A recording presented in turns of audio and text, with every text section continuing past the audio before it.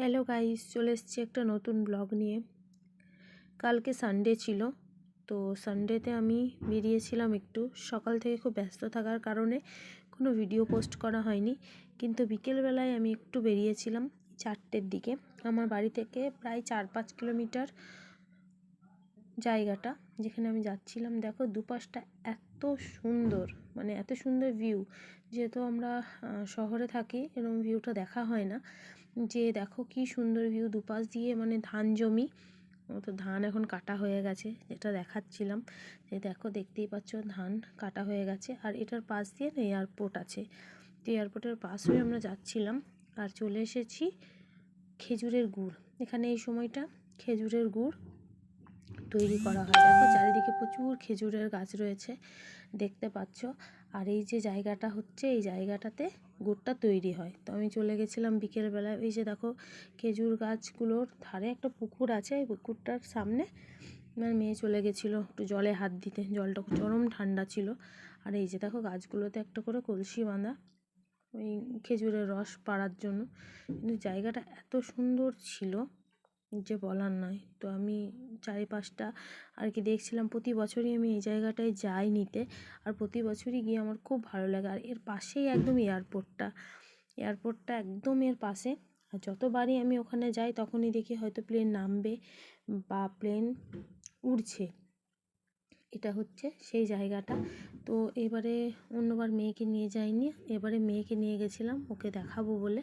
যে খুব সুন্দর, বিকেল বিকেল বেশ এই সময়টাই আমি বেশিরভাগ সময় যাই, মানে সূর্য ডুববে অস্ত যাচ্ছে এরকম সময়। তো দেখবে যে সূর্যটা কি সুন্দর দেখায় ওই পুকুরের ধার থেকে, আর মানে এত সুন্দর লাগে। তখন আমাদের পূর্ণিমা কমপ্লিট হয়ে গেছিলো। তারপর আমরা বেরিয়ে গেলাম, ওখানে একটু ছিলাম, তারপরে বেরিয়ে গেলাম।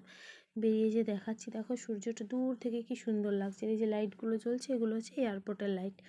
তো একটু জুম করে তোমাদেরকে দেখালাম যে এয়ারপোর্টের লাইটগুলো জ্বলছে, মানে তখন হয়তো প্লেন নামবে বা উড়বে এরকম কিছু একটা ছিল। তো যেহেতু লাইটগুলো জ্বলে গেল আর অনেকটা সময় লাগছিলো বলে আমরা আর ওয়েট করলাম না। মেয়ে বলছিল যে মা একটু দাঁড়াও, দেখবো, কিন্তু আর দাঁড়ানোর সময় ছিল না, কারণ খুব ঠান্ডা আর সন্ধে হয়ে আসছিলো। তো আর এই এখন খুব ঠান্ডা, আমাদের এদিকে ভালোই ঠান্ডা পড়ে গেছে। তো যার জন্য আর মেয়েকে নিয়ে দাঁড়ালাম না। আর রাস্তার দুপাশে যে এরকম গাছ, জানি না এগুলো কি গাছ, খেজুর গাছ তো প্রচুর। আর এরকম একটা গাছ এখানে হয় জানি না, লাল লাল রঙের ফুলগুলো। তো ভালো লাগছিল দেখতে, খুব সুন্দর লাগছিল। তো ওই জন্য আমি ভাবলাম যে একটু ভিডিও করে নিই।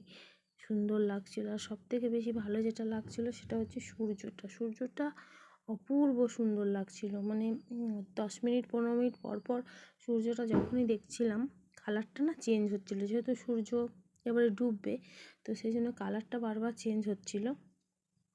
আর আমি গাড়িতে যেতে যেতেই ভিডিও করছিলাম। সূর্যটা অপূর্ব সুন্দর লাগছিল। দেখো তোমরা কালারটা দেখলে বুঝতে পারবে, মেঘেরও কালারটার রঙটা পরিবর্তন হচ্ছিল। তো এত সুন্দর লাগছিল, সেই জন্য আমি ভিডিও করেছিলাম। আর এই জায়গাটা অপূর্ব সুন্দর, তো পাশ দিয়ে একদম সবুজ গ্রাম গ্রাম আছে, কিন্তু বাড়িগুলো অনেকটা ভেতরে, তুমি সেরকম বাড়ি দেখা যায় না, কিন্তু অপূর্ব জায়গাটা। যার জন্য আমি এটা ভিডিওটা করেছিলাম, আর এই ভিডিওটা তোমাদের সঙ্গে শেয়ার করলাম। বেরিয়ে যাওয়ার পর রাস্তায় আমরা একটু দাঁড়িয়েছিলাম শুধুমাত্র এই যে সূর্যটা দেখার জন্য।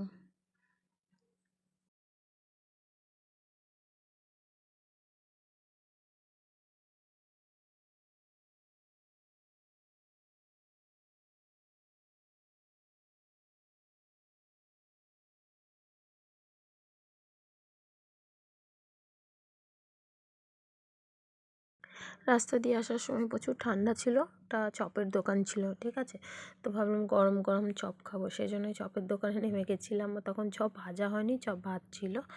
আজকের ব্লগটা এইটুকুই।